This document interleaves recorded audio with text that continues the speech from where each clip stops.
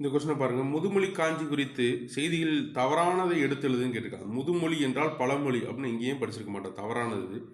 காஞ்சி என்றால் நிலையாமை, இது பழமொழியின் நிலையாமையை கூறுகிறது அப்படிங்கிற வார்த்தை தான் தவறு. இது எல்லாமே சரிதான். எழுதியவர் கூடலூர்கிழார்.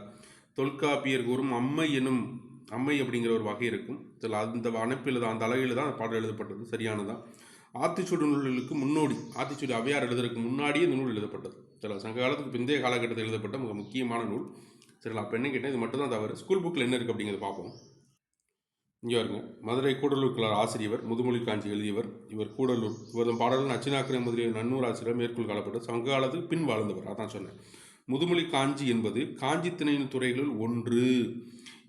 நூல்கள் ஒன்றான இந்நூல் உலகில் உண்மையை தெளிவாக எடுத்து இயங்குகிறது. இந்நூல் அறிவுரக்கோவை எனவும் அழைக்கப்படுகிறது. இது 10 அதிகாரங்களையும் ஒவ்வொரு அதிகாரத்துக்கு 10 செயல்கள் உள்ளன. 100 பாடல்களை கொண்ட நூல். 100 பாடல்களை கொண்ட நூல். அதான் மேலே கொடுத்துருப்பாங்க.